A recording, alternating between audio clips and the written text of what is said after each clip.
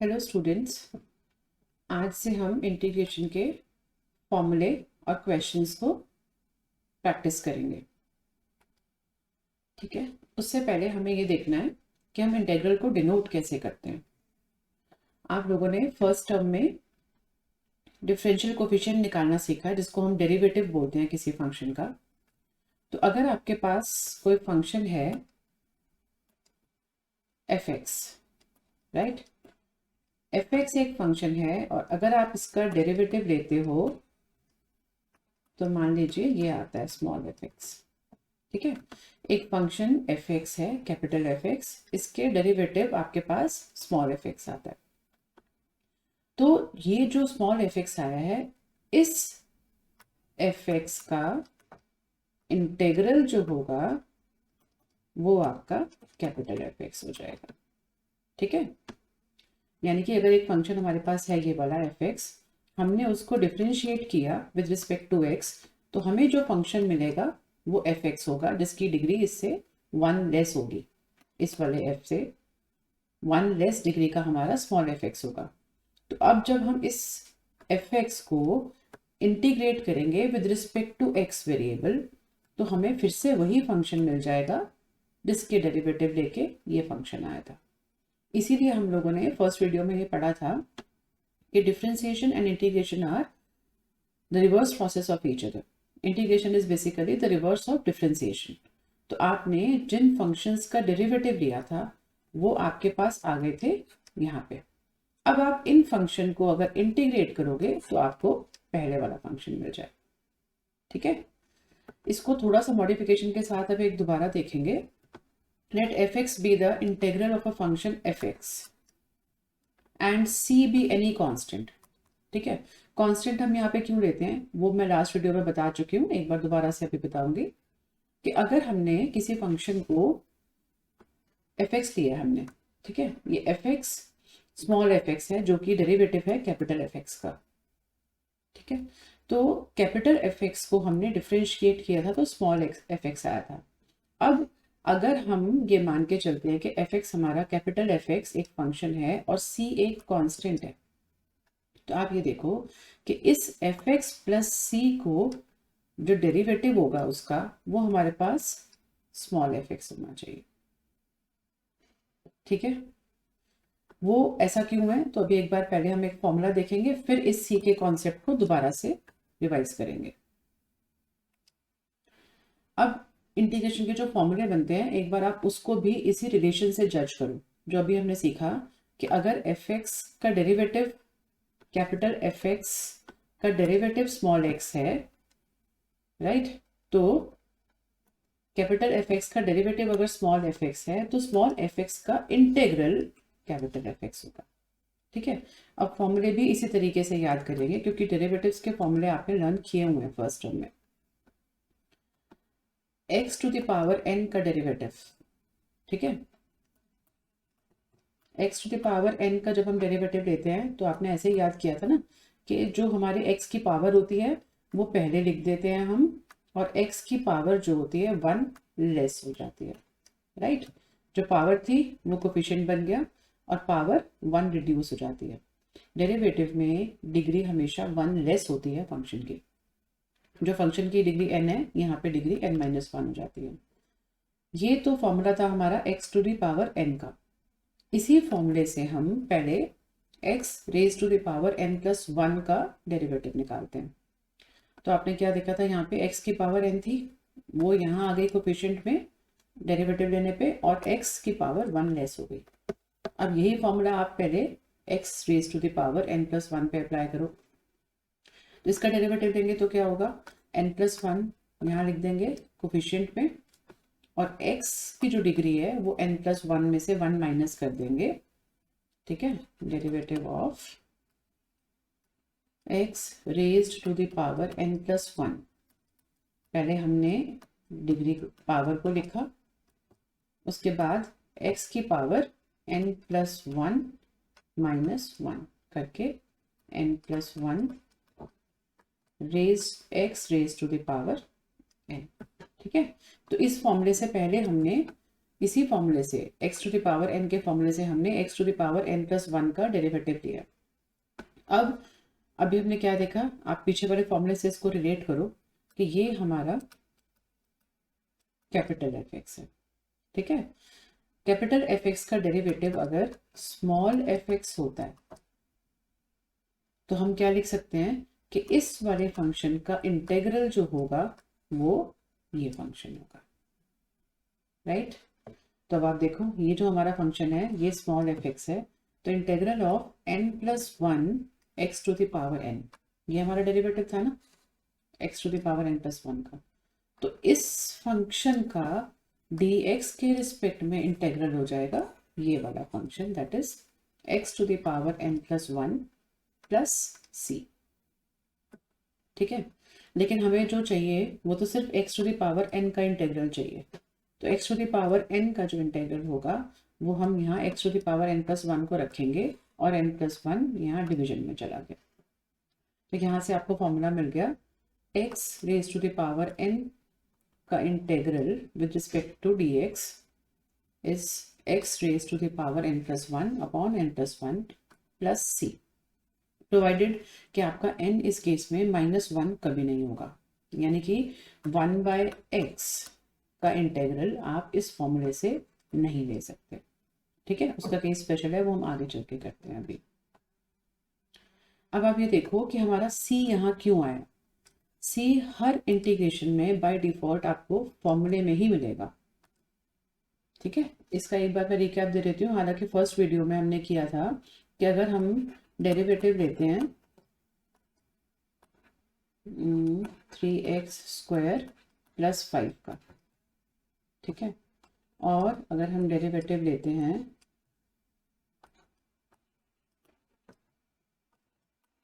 3x² minus 15 का, तो वो क्या हो जाएगा, derivative of 3 into X to the 3 तो कांस्टेंट है, x टू द पावर 2 का डेरिवेटिव क्या होगा 2x, और ये वाली टर्म जो कांस्टेंट है इसका डेरिवेटिव 0, तो हमारे पास इस पूरे फंक्शन का डेरिवेटिव आ गया 6x। ऐसे ही यहाँ पे अगर हम इसका डेरिवेटिव लेते हैं 3 इंटू में x² का डेरिवेटिव इज अगेन 2x और उसके बाद है -15, इसका डेरिवेटिव कांस्टेंट टर्म है तो फिर से 0 होगा, अगेन वी हैव 6x।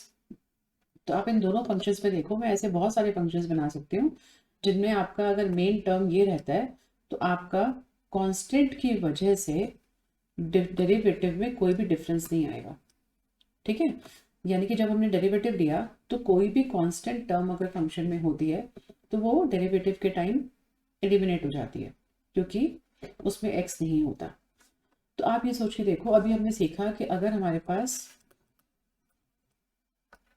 किसी फंक्शन का डेरिवेटिव जो हमें मिला है, ठीक है, ये हमें अगर कैपिटल एफ एक्स का डेरिवेटिव स्मॉल एफ एक्स मिला है तो हम ये कहते हैं कि इस वाले फंक्शन का 6x का इंटेग्रल जो होगा विद रिस्पेक्ट टू x वो ये वाला फंक्शन होगा। लेकिन अब आप ये बताओ कि मैं इसका इंटेग्रल लूँ तो ये है, इसका इंटेग्रल लूँ तो ये है, मुझे कैसे पता चलेगा कि मैं 6x के मेरे को ये वाला फंक्शन मिलेगा कि ये वाला फंक्शन मिलेगा। इसीलिए हम दोनों ही केसेस में हमें ये वाली टर्म तो मिल रही है बट हमारा कांस्टेंट पार्ट श्योर नहीं है कि हम इस फंक्शन से मैच कर सकते हैं या इस फंक्शन से। तो हम ये मान के चलते हैं कि यहाँ पे आपको एफ एक्स जरूर मिला है बट जब आप इंटीग्रेशन करोगे तो आप मान के चलो कि इसमें एक कांस्टेंट टर्म होगी d/dx of f x plus c, अगर एफ एक्स है, राइट। तो आप ये लिख सकते हो integral of f x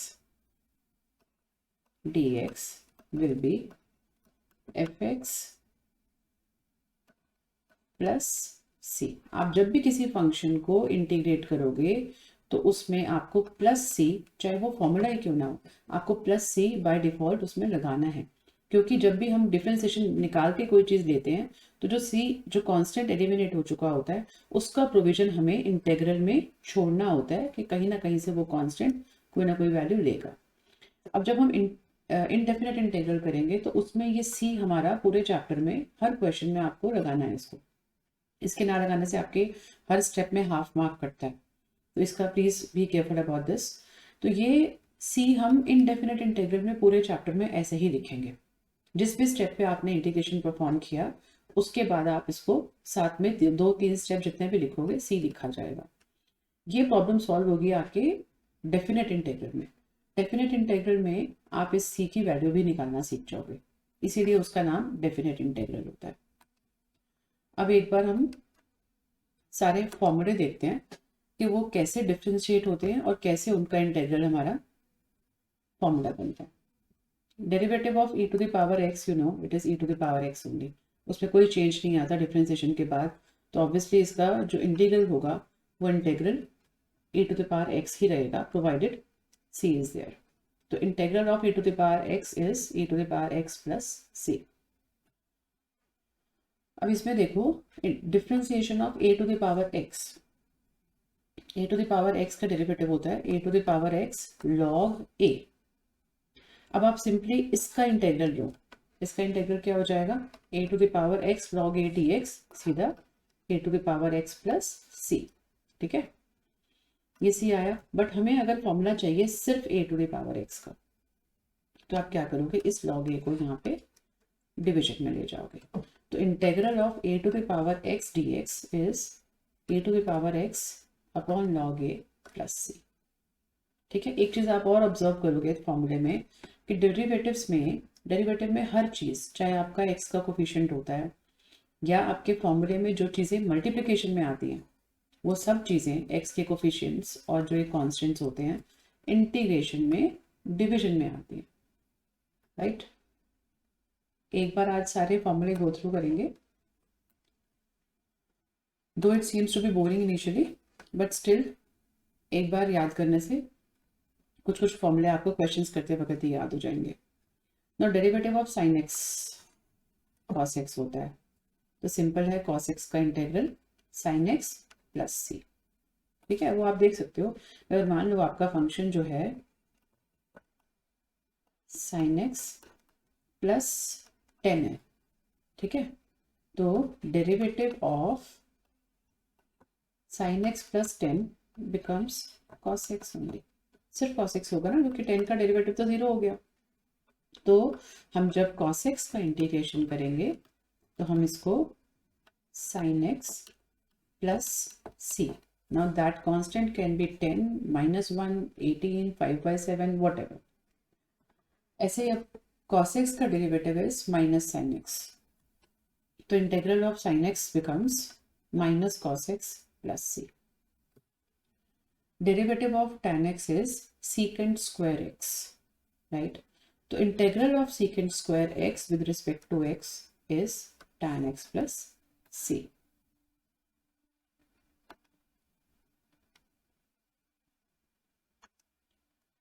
Derivative of cot x is minus cosecant square x. So integral of cosecant square x becomes minus cot x plus c. इसका derivative अगर यहाँ माइनस में आ रहा है तो ये वाला माइनस आप आंसर में बाद में यहाँ माइनस जाके डिवाइड कर दोगे, तो वो सिर्फ कोसिकेंट स्क्वायर एक्स। फॉर्मूले में हम लोग माइनस जनरली फॉर्मूले का नहीं लेते हैं, तो ये इंटेग्रल में माइनस शिफ्ट होके cosecant square X D x is minus cot x plus C. Derivative of secant x is secant x tan x. So integral of secant x tan x becomes secant x plus c. Derivative of cosecant x is minus cosecant x into cot x, right? तो इसका integral बन गया cosecant x, minus भी यहाँ shift हो जाएगा, तो cosecant x cot x dx is minus cosecant x plus c। और नेक्स्ट है आपके पास derivative of log sine x. Log sine x का डेरिवेटिव आप लेके देखो, आई होप याद होगा ये लॉग साइन एक्स। तो ये चेन रूल से इसको सॉल्व करेंगे। लॉग के फंक्शन का डेरिवेटिव होता है, लॉग एक्स का डेरिवेटिव इज 1/x, तो लॉग साइन एक्स का हो जाएगा 1/sin x, ठीक है। बट चेन रूल लगाएंगे क्योंकि हमने साइन एक्स को एक्स की तरह ट्रीट किया है, तो आप साइन एक्स का डेरिवेटिव भी मल्टीप्लाई करोगे, विच इज कॉस एक्स। तो cos x upon sine x, derivative is cot x, तो कॉट एक्स का integral becomes log sine x plus c. उसके बाद है derivative of minus log cos x is tan x, तो integral of tan x becomes minus log cos x, या इसको plus log secant x भी लिख सकते हैं। नेक्स्ट है आपका derivative of log secant x plus tan x, that is secant x. तो सीकेंट एक्स का इंटीग्रल जो हो जाएगा सिंपल है, वो log secant x plus tan x plus c. ये आपके ट्रिगो के फॉर्मूले थे सारे डेरिवेटिव्स में। एक और है इसमें ट्रिगो में, that is log cosecant x minus cot x is cosec x. ठीक है, तो integral of cosecant x becomes log cosecant x minus cot x plus c. अब आपके इनवर्स के फंक्शंस के डेरिवेटिव्स कैसे थे? Derivative of sine inverse of x is 1 upon under root of 1 minus x square. तो यहाँ पे इस फंक्शन का इंटीग्रल, इस वाले फंक्शन का integral sine inverse of x plus c, तो integral of 1 upon under root of 1 minus x square is sine inverse of x plus c. Similarly cosecant derivative of cos inverse of x is minus 1 upon under root of 1 minus x square. तो integral of this, integral of minus 1 upon under root of 1 minus x square is cos inverse of x.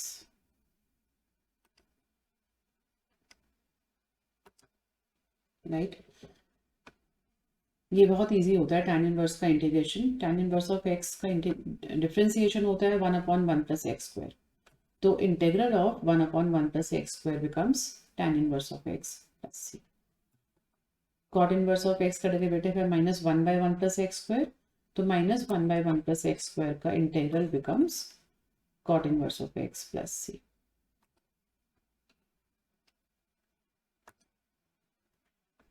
ये है आपके secant X. Secant x का derivative होता है 1 upon X under root of X square minus 1। तो simply इस function का जो इंटीग्रेशन है वो secant inverse of x plus C. Derivative of cosecant inverse of x is, इसी फंक्शन का नेगेटिव होता है ये, minus 1 upon X under root of X square minus 1। So integral of this function becomes cosecant inverse of x.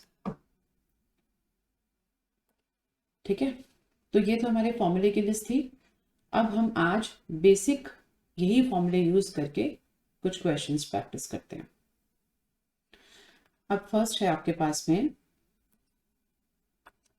Integral of x to the power 4। ठीक है, अभी हमने formula देखा था कि integral of x to the power n dx is x raised to the power n plus 1 upon n plus 1 plus c। इस c को नहीं भूलना है, चाहे फॉर्मूला लिखोगे चाहे फर्स्ट स्टेप में इंटीग्रेट करोगे, ये c इग्नोर करने से हर स्टेप पे आपके मार्क्स कटेंगे। अब x raise to the power n है, यहाँ पे आपका x के पावर 4 है, तो n हमारा यहाँ पे 4। अब सीधा ये फॉर्मूला लगा के अगर हम इंटीग्रेट करते हैं तो इसका इंटीग्रल हो जाएगा x raise to the power 4 plus 1 upon 4 plus 1 plus c। तो क्या हो जाएगा ये x raise to the power 5 upon 5 plus c। ठीक है, तो ये सिंपल सा हमारा स्ट्रेट फॉरवर्ड फॉर्मूले का एप्लीकेशन है। n आपका 4 है, n प्लस 1 ऊपर आ गया 5, n प्लस 1 नीचे आ गया डिनोमिनेटर में 5। राइट, इसी फॉर्मूले से एक और क्वेश्चन करेंगे। अब ये है रूट एक्स। रूट एक्स को हम क्या लिख सकते हैं, ये रेडिकल फॉर्म में है, इसको एक्सपोनेंशियल फॉर्म में कन्वर्ट करेंगे तो पावर बन जाती है हाफ। ठीक है, हमारा जो ये वाला फॉर्मूला था ये सिर्फ n इक्वल टू -1 के लिए एप्लीकेबल नहीं है, यानी कि अगर आपके पास 1/x आता है तो उसके लिए आप इस फॉर्मूले को नहीं लगा सकते, बाकी सबके लिए चलेगा। अब आप ये देखो x की पावर है हाफ, x की पावर हाफ है तो यहाँ पे आप फॉर्मूला लगाओगे तो x raise to the power half plus 1, half plus 1, ठीक है। तो नीचे भी क्या आ जाएगा, हाफ प्लस 1 प्लस c। जैसे ही आपने इंटीग्रल का साइन हटाया, इंटीग्रेशन का फॉर्मूला लगाया, उसी स्टेप में c ऐड हो गया। इसको सॉल्व करेंगे आगे तो कितना हो जाएगा, x raise to the power half plus 1 is 3/2 upon 3/2 plus c। इसको सिंप्लीफाई करके हम इस 2 को न्यूमरेटर में ले जाएंगे, 2/3 x raise to the power 3/2 plus c, ठीक है। ये दो आपके बेसिक फॉर्मूले के एप्लीकेशन थे। एक और देखते हैं यहाँ पे, ये है integral of 1/x to the power 5। Denominator में x इंटीग्रेट नहीं होगा तो हम इसे क्या करेंगे,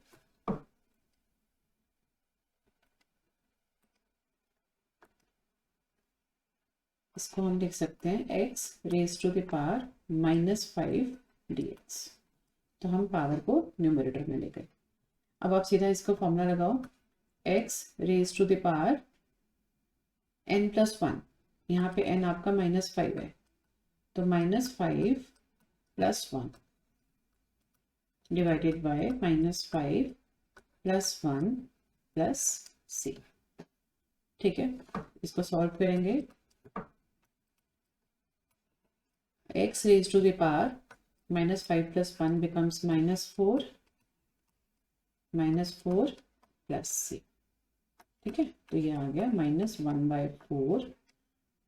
आप चाहो तो इसको पॉजिटिव पावर में लिख सकते हो तो ये डिनोमिनेटर में जाके फिर से पॉजिटिव पावर बना लेगा,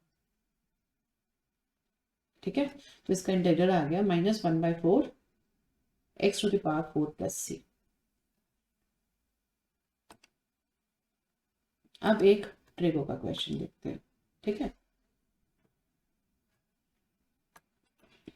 अब यहाँ पे ट्रिगो का फॉर्मूला आपका यूज होगा, √1 प्लस कॉस 2x प्लस 2, ठीक है। तो फॉर्मूला पहले लिखते हैं, 1 प्लस कॉस 2x, इसको आप सिंगल टर्म में, कॉस 2x का फॉर्मूला याद होगा, 1 plus cos 2x is 2 cos square x, ठीक है। तो हम यहाँ पे क्या करेंगे, √1 प्लस कॉस 2x को हमने सिंगल टर्म में रिड्यूस कर दिया फॉर्मूले से, 2 cos square x divided by 2, ठीक है।